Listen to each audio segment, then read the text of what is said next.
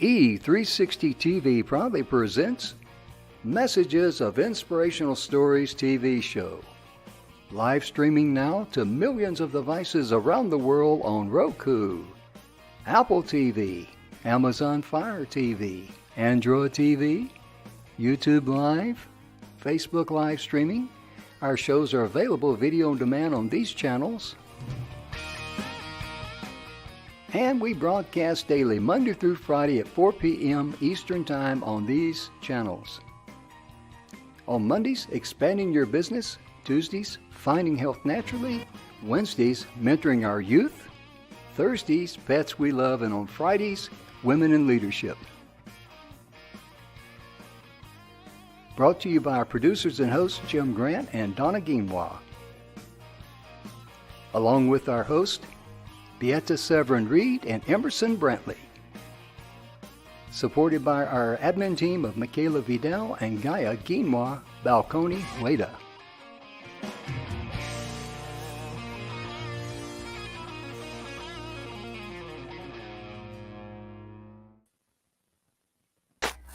Good afternoon, everybody, and welcome to Messages of Inspirational Stories.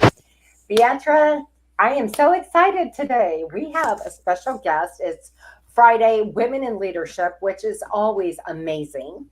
So you know our guest backstage. Why don't you give us a little information about her, and then you introduce her, and I'll bring her in as you introduce her. Okay, first of all, I'm happy to be here, and it's our first show together, so thank you, Yes, Donna, and everyone who is watching us. I'm so happy to be here, and our special guest today is Nancy E. Boss. Oh my gosh, I met her a couple months ago, I think, but we quickly clicked together because we are both leaders, so I was fascinated with her work. Well, to really tell her story and what she does, it would take me probably an hour. So let me put it in a really short couple words, and she might add whatever is needed. So Nancy is a vocalologist. She needs to explain that. I have no clue. I'm Polish, still learning English, by the way. Multiple best-selling author, professional singer, speaker, TEDx speaker, and thought leader, founder of Studio Boss Media that helps people tap into the magic of voice.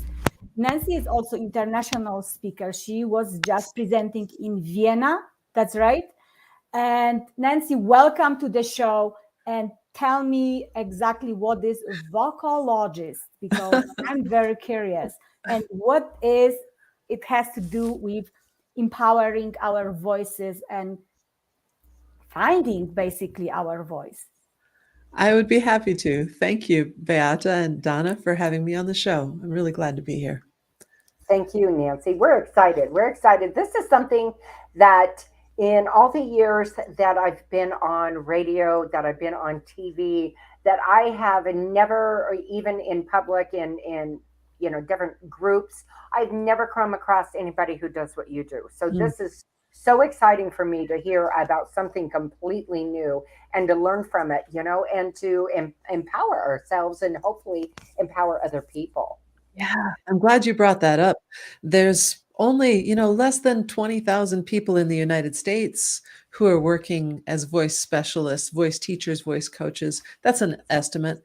And so you're right. It's a little hard to come across this profession unless you're really looking for it. And Beata, in answer to your question about what is a vocalogist, that's how it's said. And a vocalogist is a person who specializes in the habilitation of voice. Now, habilitation isn't a word that you hear very often. You hear of rehabilitation. Rehabilitation is after something is damaged, then that person would help you get better. So that would be a voice therapist, a speech language pathologist, an SLP is what they're called, or an ear, nose, and throat doctor. But I am not in the medical field. Any of us who are specialists in how the voice works, and that's acoustics, physiology, the soft tissue, how to avoid injury, how to optimize the performance of your voice, that's what a vocalogist is. Helps people get healthier and stay healthy when it comes to this, the voice.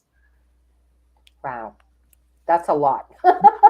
Yes, that's a lot. And to dig into it, I don't know, we have the entire show, or maybe we need to make a part two of it. But I'm very curious what taking care of this part has to do with what you currently do, because you have also beautiful podcast Thank you. that supports women. And well, we just celebrated International Women's Day. Mhm. We also, March is a month of women history.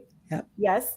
So, and we know from the history that women were not allowed to speak freely. Women were silenced, were trained to stay silent. And unfortunately, that time for many women is still current. It's in some countries like Afghanistan, we all know that. Right. There are countries that women are still silent. And well, so my question is, was there a time in your life when you felt like you are not allowed to speak, where you were not allowed to freely, embraceably to share your voice? Tell us about that. Absolutely. There's a couple of places that I'd like to go with this. One is that as kids, a lot of us are told kids should be seen and not heard, or don't say anything unless you have something smart to say, or other things that all kids are told.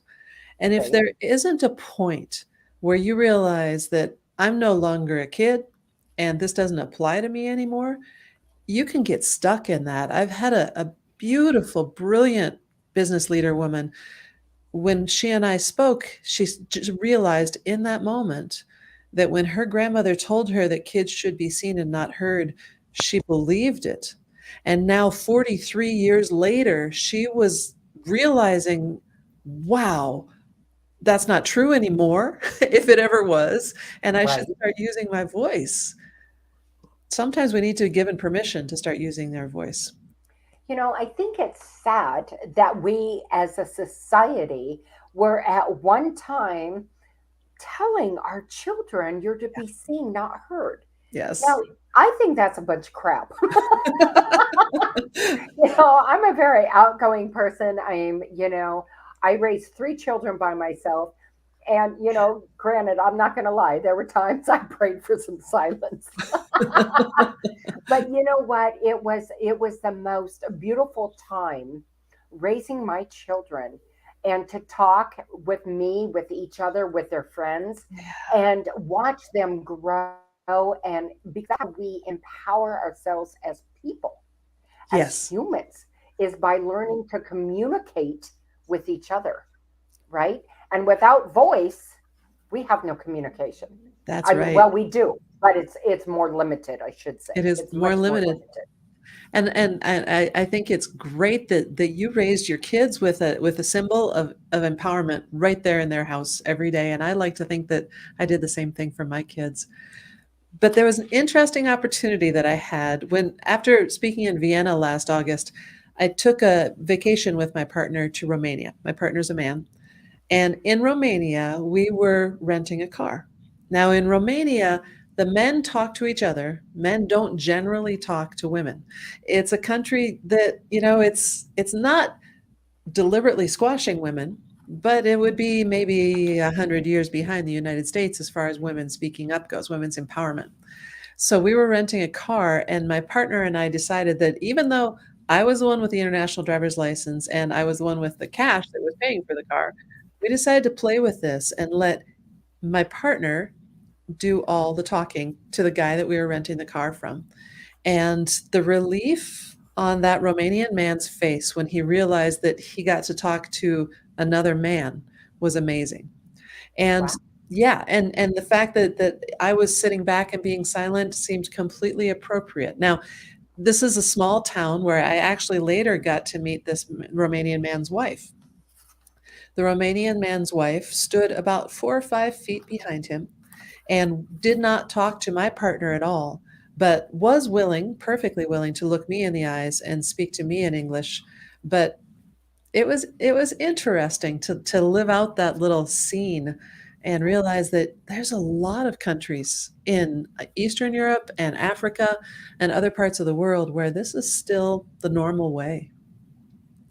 Yeah, it was the same for me when I was speaking in India in 2019. Okay. And it was mostly women conference.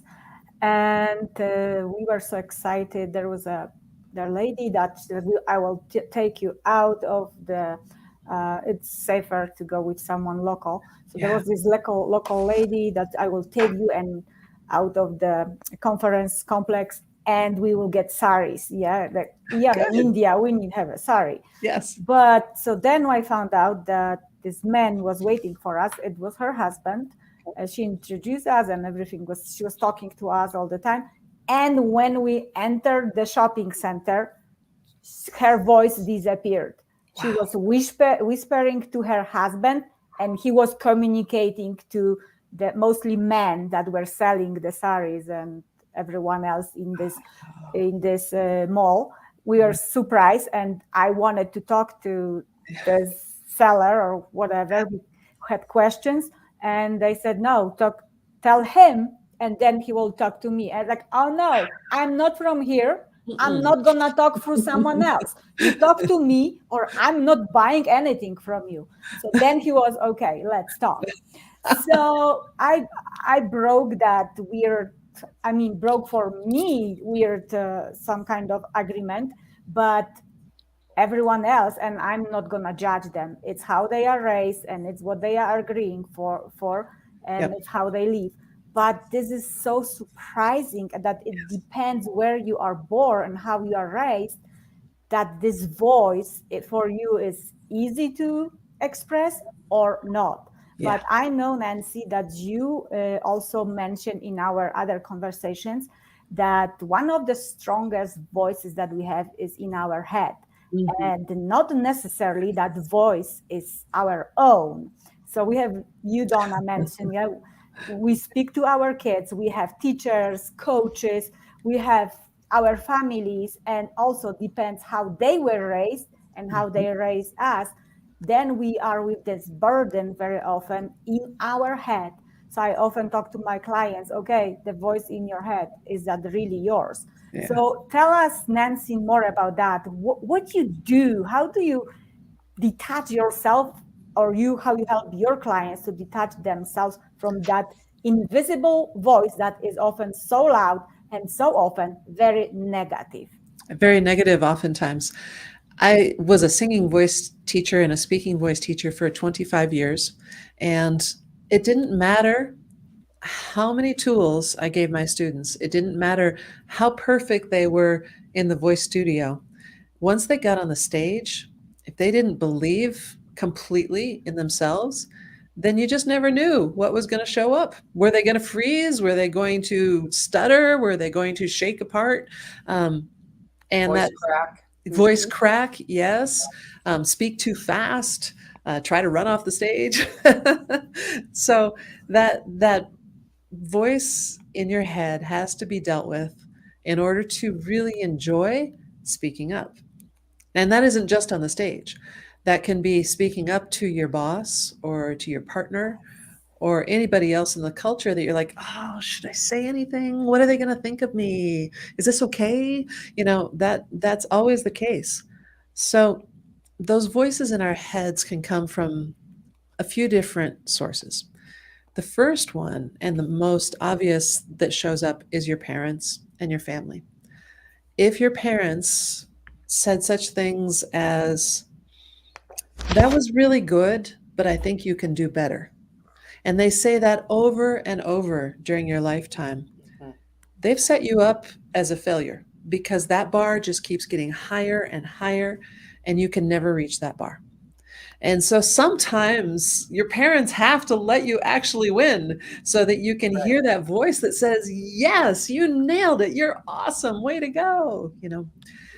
But of course, that voice from our parents can be a lot more subtle than that. For me, I used to sing a lot of solos in church. And I think starting at age 4. And sometimes, most of the time, after I got done singing, my mom would say, "My goodness, it sounded like you were breathing more than usual," or "You look very nice, but if you would smile while you sing." So I'm singing in church for worship, for spirit, and I'm being judged by my mom. And so those little things that the parents think are helpful, if they're judgmental and they're negative, those voices are probably going to continue to creep up in our heads until we deal with them. So that's just the parent level. Then there's the community level. That is the church, the school, the neighborhood. Your Those peers. people, right, those people have voices. Say you're a different race than the people in your neighborhood. Does that mean that they are going to treat you differently and you're going to take it away for the rest of your life that, hey, I'm not a belonger, I'm not a fitter inner, that kind of thing. I don't belong here. That imposter syndrome gets implanted really early. Another source is I'm starting small with the family and then moving out to the neighborhood and the community. And then you move out another layer and you've got the organizations that we belong to. Does your religious organization or your political party value your voice? Yeah. And then finally, the big one is the world that we all live in. And thank God, if you don't mind me saying yes, thank God, we live in a time when women can have empowered voices, because that is pretty new. And we are the lucky ones. It's interesting. I've always said this, that even at my age, if I'm around younger people, I always feel like it's first of all, I just enjoy people. Okay. But I always feel like it's I guess my gift or my choice to help empower them and open their eyes to maybe not be stuck where I look back in my life and I was stuck at that age, right? And help them. And one of the things, like a really good friend of mine has anxiety, and she's younger than I am. And I tell her, I said,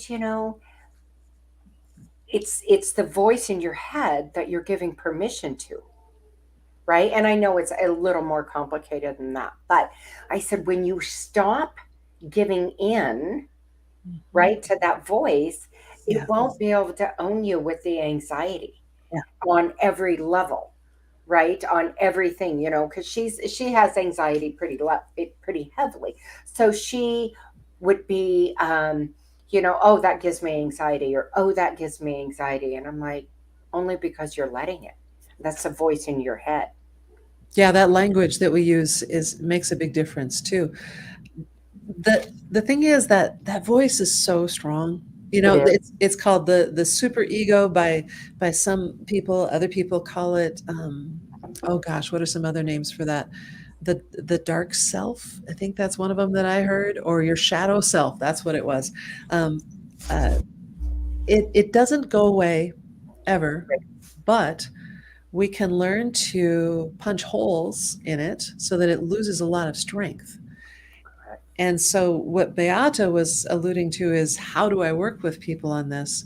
Is we actually look at what the seed stories are that started this problem. Oh, I love that. Yeah. And once you look at that seed, and so for instance, my mom with the judgment.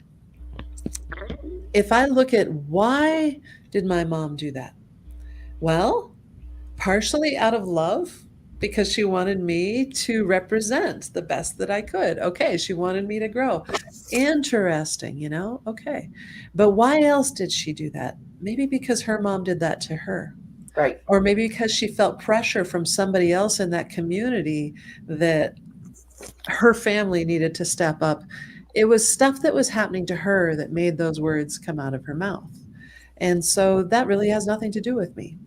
And what I was presenting was fine. And I shouldn't carry that forward. Anyway, I was 8 years old. So I shouldn't carry that forward to impact the adult me at all. And I do that processing first through looking at what the story is. You have to find the story.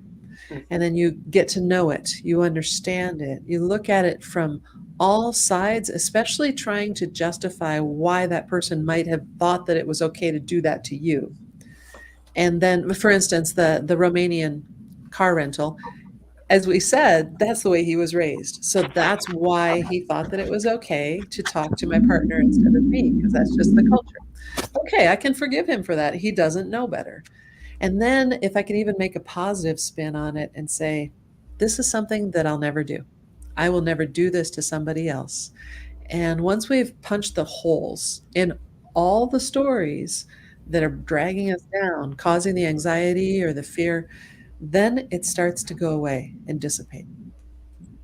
So basically, it's awareness, right? We have to get aware where our stories are coming from.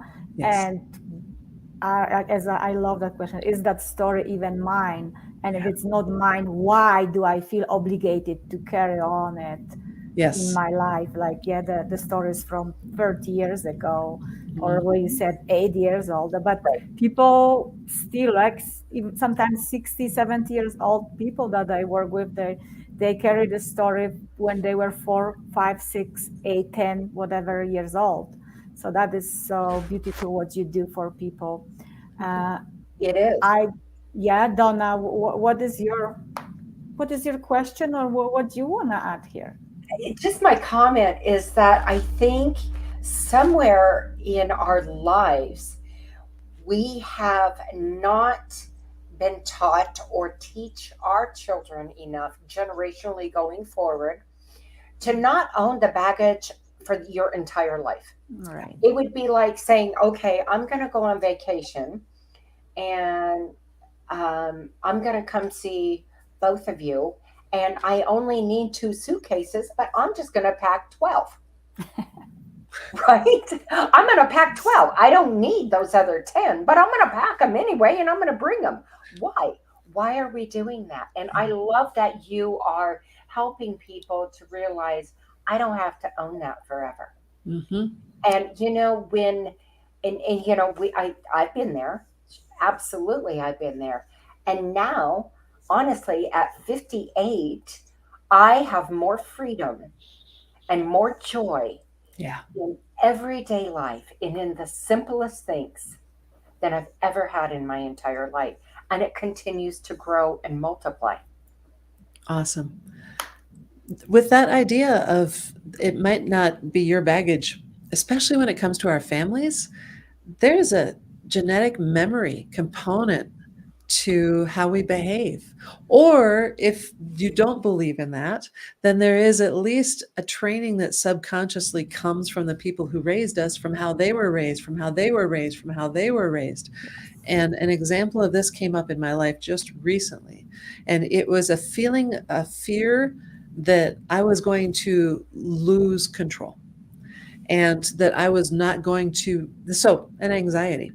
So I looked back and I saw, oh, I've never actually had this thing that I'm afraid of has never happened to me. There's nothing in my background that would cause this. So a friend pointed out, well, what about your mom? Like, oh, my mom lived through some real traumas. And you know what? Her mom lived through some incredible traumas. And her mom's mom actually packed up and left Europe and abandoned her whole family. If that isn't a trauma, and to come to the United States to have be with her family, her new family, her married family. And so that's 3 generations of traumas that I can see Right. that they all taught each other how to stay silent, suck it A up. transference. Transference. That's a good word. Transfer Yes, trauma. Mhm. absolutely. Yeah. Wow. Yeah. So that one, I needed somebody else to point that one out to me. That one I couldn't find on my own. Right? Like I heard this beautiful quote that I think by Les Brown, that sometimes it's hard to see from the inside of the box, to see the label. So we have to have someone else, the mentor, the coach, the guide, someone who will kindly, but also with knowledge, tell us, hey, how about that? Where did this come from? I love it. Yeah. And well, I would like to go back to one more topic that we touched before we came live here, because you mentioned that you are open to speak about menopause and Yeah, health issues. So how does it relate to expressing our voice? I'm very curious. I love it. Menopause, the average age in the United States and other English speaking first world countries is 51. For Black women, it is 50. And that means that of all the women on the planet, everyone who is born with a uterus somewhere in midlife is going to go through a dramatic hormone change. But it isn't just a moment in time, which I did not know when I was in my 40s. I thought you are Nancy, Nancy, Nancy, Nancy, menopause, bam, now you're something else. Donna, did you have something similar?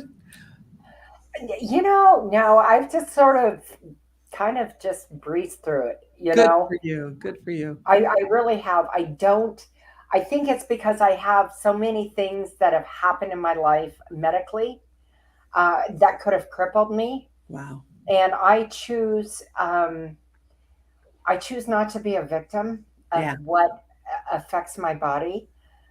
So it won't dictate me. I mean, there are days that I have to say, "Oh, okay, I hear you," Hmm. but I will not let anything make me a victim to it. So Period. cool. I love it.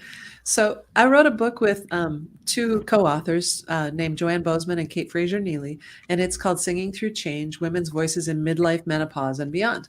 And the book was supposed to be about the impact of hormone changes on our vocal folds. We were just talking with singers about how their voice might change at midlife. And there was no real good research to look at. There had been just a handful of studies on elite classical singers, and there was nothing that we could really grab onto. So we had to do our own study. We interviewed 56 different women with extensive questionnaire. And one of the things that we found, Donna, was exactly what you said, is that when people had an empowered perspective, the stories that they believed about themselves were much more likely to come true. So if a woman, I should say, more important than menopause is perimenopause. Perimenopause is the 10 years leading up to menopause. So most women in their 40s are in perimenopause, and that's when the hormones are like roller coaster ride from day to day, where it used to be a 21 to 34 day cycle. Now it might be one day. It might be one day that you go from being amazing, I rock, to I just want to sleep, and that's Right. the hormones, right? Besides all of the changes that are happening to your body, that's when women start wearing reading glasses, and we're going through stuff down below. It gets complicated, but we're so busy in our 40s, maybe raising the kids, maybe dealing with a partner, having a career, and it's just like, I can't think about another thing. I'm just going to ignore Right. it. Right. For most of us, once we get through menopause, it's just easy peasy, no problem. So in writing this book, we found that the women who were like, I'm having a hot flash. Holy cow, that means I deserve a cookie. They do that 20 times a day. That's going to change their body, right? And the woman who says, I'm having a hot flash. I know, I'll use this as a cue to do a push-up. That's going to change her body in the opposite direction. Right. And so it's the story. Like if you go, woo, I'm almost done with estrogen, then you're going to have a different feeling than, oh, once I get through menopause, nobody will even notice me. I'm just going to fade off into the distance. Then that person tends to do that. And those stories impact our voice just as much as the hormones do. I'm so impressed by what you said, because I'm working with lady that she is going through menopause, and she believes that she lost her voice, like she doesn't know what happened, but it makes sense now. I was not aware of it, like when it started like 5 years ago, and it's impacting her relationships. Yes. Yeah. She stopped being like confident, and she stopped really voicing her needs. And yes, so wow, I'm gonna dive deeper in that area. Wow, thank you for that. I'll send you a copy of the book. You can share it. Yes, I can just order. And to me, it's hurtful in my heart that there are those women out there, like you said, that feel that once that part of their journey in their life is done, that they are less a woman. Yeah. And I'm like, oh my gosh, I'm on the other side. Yeah. Woo! But I party. Me too. I'm finally free of the devil's hormone. But the thing is, though, that the change in estrogen and progesterone does actually impact some people's throats. So if you are a singer, you might notice vocal challenges, or it actually, there's a correlation in the brain with estrogen changes to being able to hear on pitch. And so if you are a singer and you're struggling with hearing in pitch, like you never quite get it, or you're struggling with your voice is changing, or you just don't know, if you're, heaven forbid, you're a professional singer and your voice, you don't know what it's going to be from day to day. Or if you're a singer in a choir, in a community choir, and you're like, wow, I used to be a soprano, but I can't hit those notes anymore. Am I ever going to be able to sing again? And that really, for the 25 million women in the United States who sing in choirs, that's a big deal.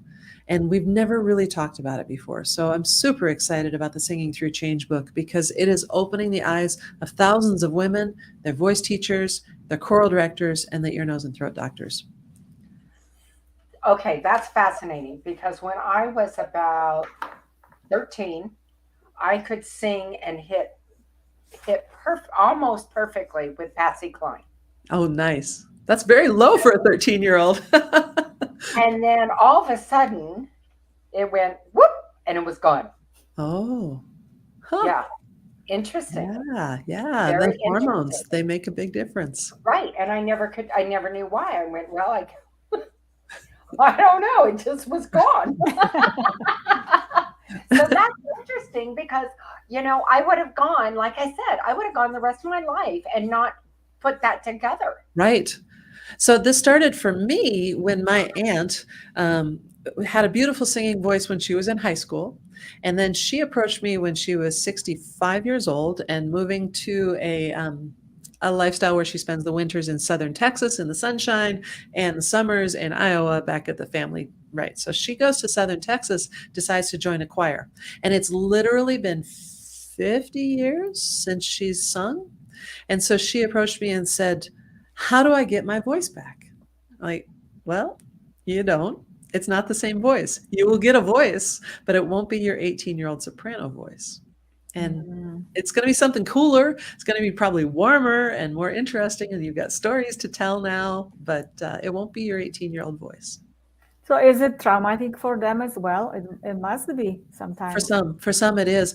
Who it's the most traumatic for is the highest voices, the sopranos, because they really, there's almost unavoidable that their voice will get lower, which means everything they're used to singing will change. So you, as their coach, for example, do you help to find them this new identity with this new voice? How does it work?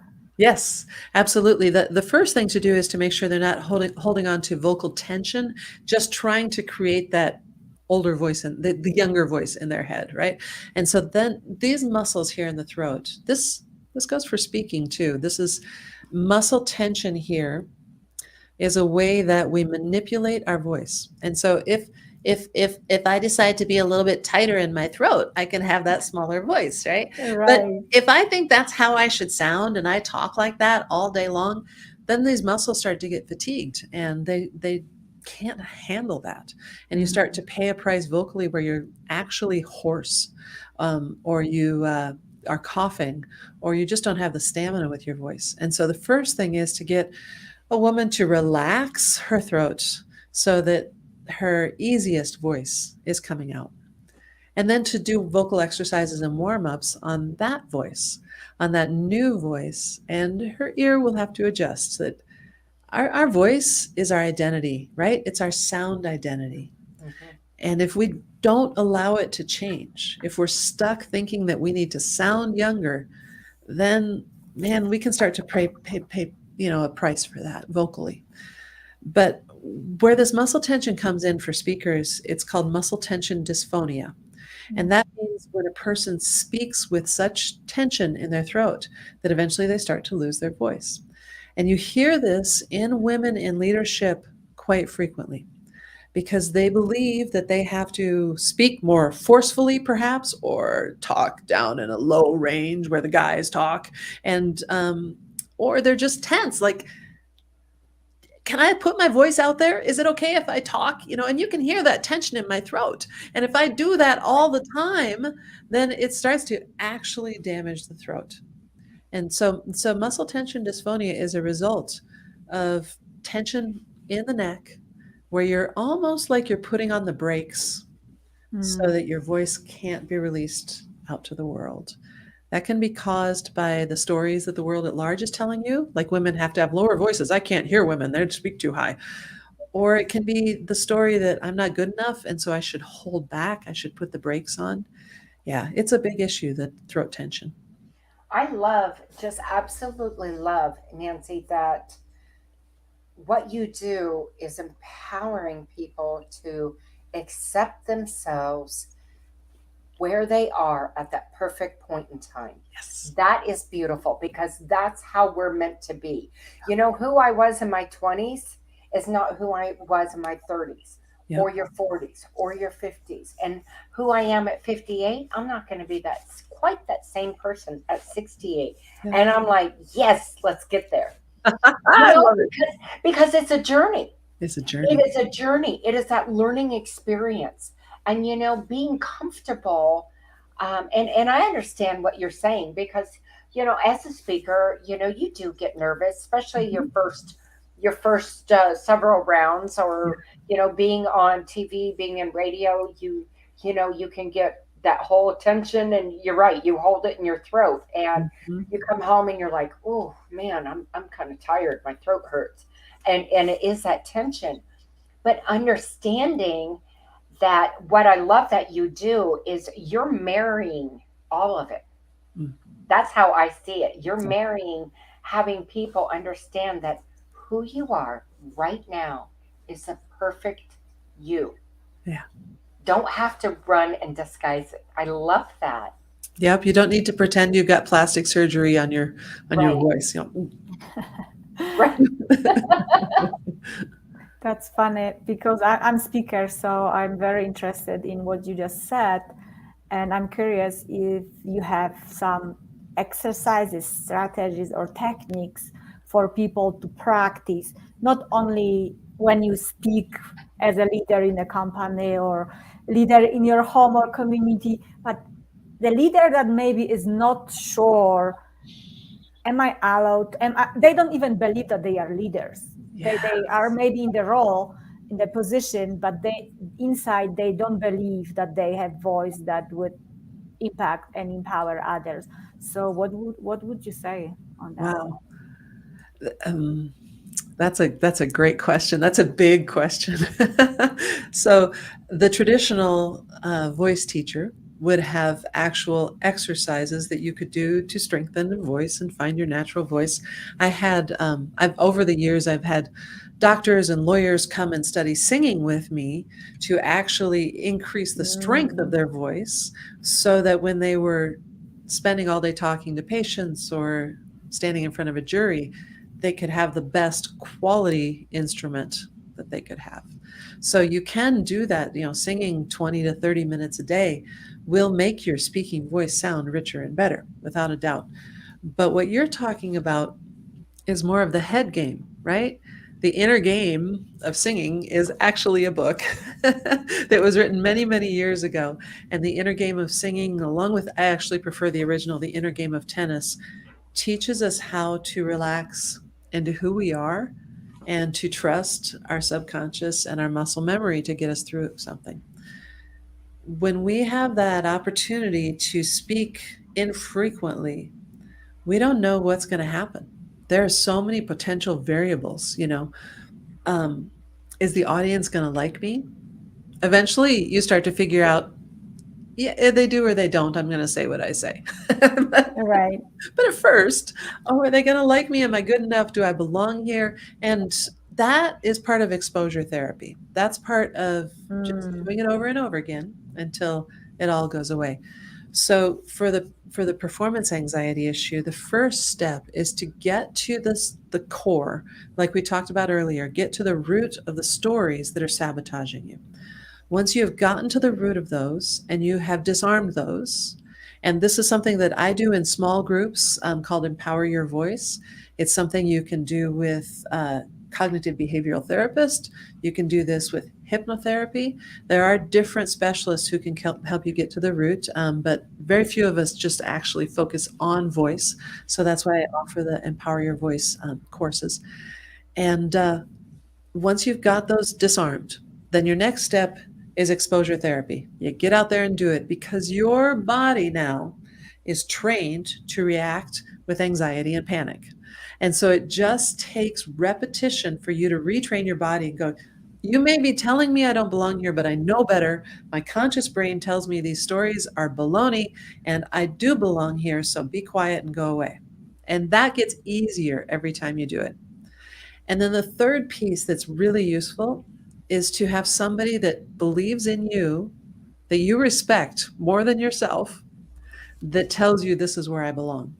And so this could be a mentor that says, you're in the top 1% of speakers that I've ever heard. You should be on the stage. So no matter how freaked out you are, if you have somebody telling you this message is so important and you have to deliver it, then you can just be like, okay, fine, I'm going to do it for them. I'm going to borrow their courage for a little bit and go out there and do it. Those are the three main steps. Did that answer your question? There was a lot to that question. Yes, definitely. And it's actually brought like a memory in one of my, at the beginning of my speaking. Yeah. I'm still stressed when I'm going. And my mentor said, if you're not stressed, it means that it's not for you anymore. So before I go on the stage, usually I have all this, in my stomach tension, like, oh my God, I forgot everything. I think I forgot everything. But then I step on the stage and I feel home and everything is well. And in one of my speeches where I was very afraid to speak up front of that audience, I don't know till now why, everything went well. At least I said what I wanted to say. And at the end, one of the person from a couple, but especially one lady, she came up to me and she started crying and she said, your story moved me. I'm moved, and because of your story, tomorrow and she said what she's gonna change in her life because of my story. And that gave me like power. I was like, okay, I can go back and do it again. So like that was your 1%. This was the 1%, and Yes. this repetition, this exposure that I have to go through discomfort. And there is no route here. It's just public speaking, right? So we are always afraid of public speaking, usually no matter how far you are on this ladder. But yeah, that was a great reminder that getting to the root story, disempower the story, and then go into exposure therapy. So that is beautiful. I had severe performance anxiety. I was a kid who was the best singer in town, and I went off and majored in music because that's what I did as the singer, and I had severe stage fright.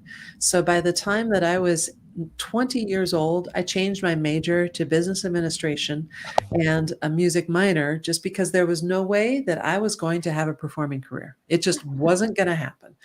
And I lived with that stage fright until I was 35.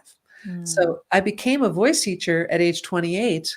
And for those 7 years, I was the teacher who taught because I couldn't do. And yeah, that just really bugged me. So I started my recovery. And this is the story that I tell in my TED Talk. I started my recovery from this stupid performance anxiety. Where did this come from? Why am I saddled with this? I know I'm a good enough singer, but then I get out there and I can't do it. And I started tackling it with hypnotherapy. I was given the gift, the spirit. I didn't do any research. I didn't know how to do this. I don't even know if it was being talked about, but I was given the gift of thinking, I wonder if a hypnotherapist could solve this. Thank you, Spirit.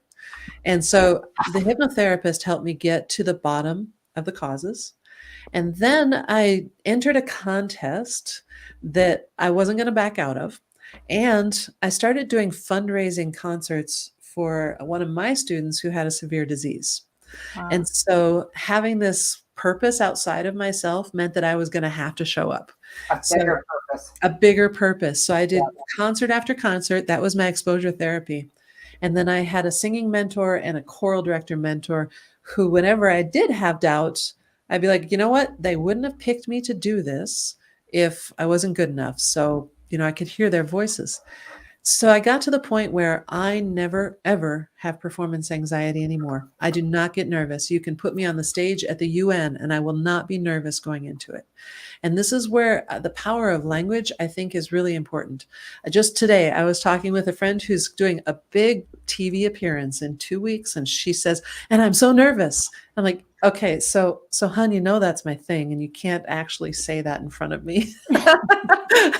Said, this information cold, and you're very excited. You have a few concerns that things might go wrong because you've never done this before, but you're not actually afraid. You're not actually nervous. She said, you're right. And if I tell myself that I'm nervous or I tell myself I'm afraid, then I'm going to look for fears. I'm afraid because I might screw up. I'm afraid because who knows, maybe a spotlight will fall on me. Just ridiculous stuff, because she knows her stuff inside and out. She's not going to mess up. She's got this. She knows her information. So there's nothing, literally nothing to be afraid of. So if she says and said, I'm excited and I've got to make sure I do my preparation, it's just a so much better experience for her than if she goes in there thinking that she's nervous.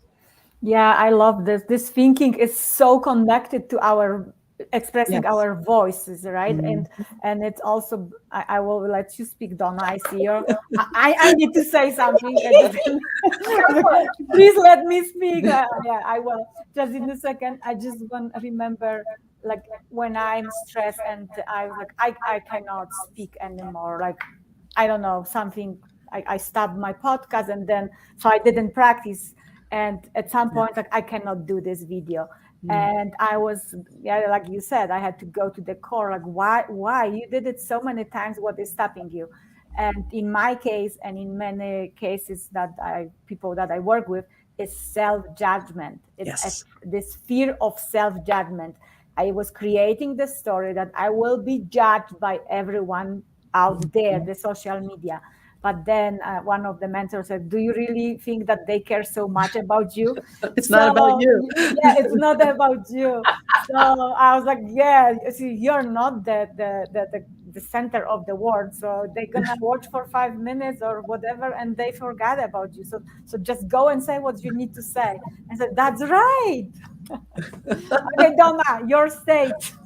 Well, the one thing I want to say is that when we're speaking, and it doesn't matter if we're talking to our spouse, we're talking to our children, if we're at work, if we're talking to one of our teachers, our children's teachers, when we're talking, and for those people who get nervous about talking, I think the best advice I ever got was that, Donna, if you screw up, do anybody out there is going to know you screwed up? Or are you going to let them know you screwed up?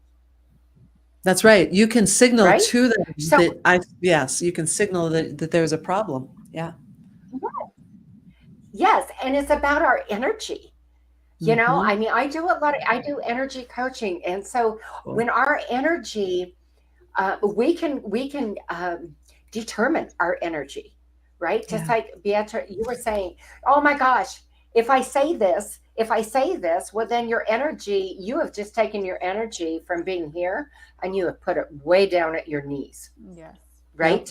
And so, it's like those days when we have them, we wake up and there is absolutely the most perfect day, right? The coffee tastes the best.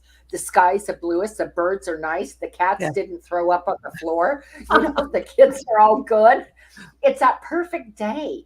And it's about energy. And so what we do in our life, controlling it, controls every facet of our life. It controls how we see it, how we hear it, our trash talk to ourselves. Yes. Right? And how we feel. And just because you've disarmed all of the subconscious saboteurs that they call it in the mindfulness of singing, just because you've disarmed them doesn't mean they aren't going to keep trying. Right. So on the morning before my TED Talk, I don't get nervous anymore. I'm super excited. I'm prepared. I practiced the heck out of that. I want to nail it, right? That morning, my last dream before I woke up was me having every possible failure in my TED Talk. The room was small. People were sitting in folding chairs, which is not true. It was in an auditorium with 300, chairs. So this was like 50 people in folding chairs. There was a gospel choir singing next door, and that accidentally got piped into the room. But the janitor wouldn't turn down the microphone or the speaker. And then some kids came up and sat at my feet during my TED Talk. And one of them kept going, "Why, lady? Why?" And I finally, this is in my dream, I finally gave up and I went backstage, and I'm just like, "I'm sorry. I'll record it later and send you a recording if you want to hear it." And I go backstage, and one of the dads of one of the kids follows me backstage and says, "I can't believe you did that to my son. He just wanted to know answers to his questions, and you just made him feel like dirt." Oh my gosh. Good morning. So I wake up, my whole body, because this was a dream, my subconscious literally threw everything it could think of at me. And I woke up in a panic. And I'm laying there in bed going, this is so ironic that someone who's going to be talking about how to empower your voice is freaked out. And I thought, but I'm the person who has all the tools needed to dispel this. So I started looking at it and realized how funny it was, how incredible that the little voices in my head weren't going to give up without a fight. They were putting out the biggest fight that they could, and I won. I wasn't nervous. So what I see in both of you, and I just want to say this real quick, we're getting a little close on time, but what I see is that you both take what comes at you, whether it be good or it be bad, as a lesson. What can I learn from this? Opportunity. And how can I move on? Right. That opportunity, Yeah. a lesson learned. And I believe that when you take that aspect and that path, that it opens bigger and better doors, because you aren't looking at, oh, that was a crappy experience, and then you just stay in that mode, right? In that energy mode. But you're taking it as, okay, let me see what I can have learned from this and grow. And guess what? When we do that, and I see this with both of you, it takes that, and it takes that trash talk in your head, and it takes it from here and puts it way down here, because now you've disarmed it. Yeah. Exactly right. Yes. And you both do that. And Donna, with your energy work, that the energy from the core, from the body, from the gut and the heart has to travel through the throat, the neck, this energy center, in order to come out. And if there is something in us that says, nope, you may believe in your gut and your heart everything that you're about to say, but nope, that's usually coming down from the head, and it's putting on the brakes at the throat level. And so understanding that energy flow is crucial. I love that conversation. Well, I love the fact that what you're talking about, Nancy, is something that we all do every day. And we do it subconsciously, right? We do it subconsciously. Yeah. Every day. Because we don't have awareness, and it's what we were talking at the beginning, bringing awareness by constantly learning about what is stopping us, where the story is coming from. And I will let you speak, I promise. But sometimes it's like I feel like I worked through the story, and the story comes up again in different area of my life. It's like, hello, I thought that we already worked together, leave me alone, yes? And the story is like, nope, not quite. It's a new situation. You need to face it again with different circumstances. So yeah, I what you ladies gonna say about that? No, that's beautiful. That's beautiful, because again, you keep on that equal level of not letting it sabotage you, not letting it sabotage your life. And energetically, that is how you propel yourself forward. Whether you're a spiritual person or not, whether you believe everything is a gift from God or you're an atheist, there's no getting around the fact that we have this life and this story, and it shouldn't be thrown away. And that was the thing that got me to face my performance anxiety head on at 35, was that I don't want to die with the regret, because I'm a singer and I can't sing. I don't want to die that way, right? Yeah. Now, I realize now, 20 years later, that I have been given all of the tools to change people's lives at the core for the better. How can I not do that? If I have been given every gift and every opportunity, and whenever I think that there isn't an opportunity, it seems like an opportunity shows up, like this fabulous show, then how can I not say yes? And frail human subconscious that wants to sabotage me, whatever, get out of the way, because I've got a mission and a purpose, and I have to put myself out there and deliver what I've been given. Amen. Yeah. Beautiful.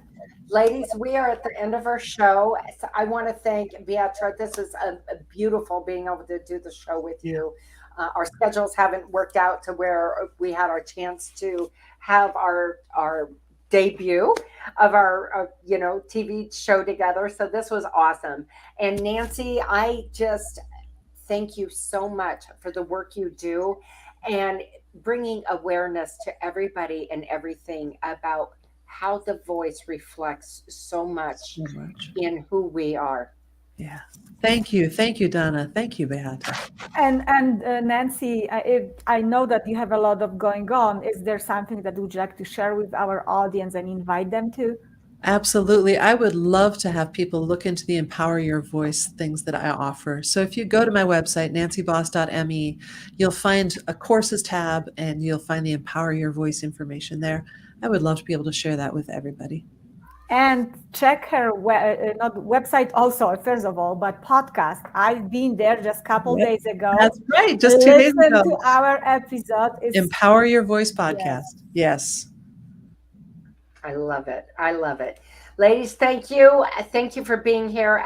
Everybody out there, thank you for joining us on our TV show. Have a beautiful weekend. And may you be richly blessed with your family in love in all things you do. We will see you all Monday. Bye, babe. Thank you. Bye-bye.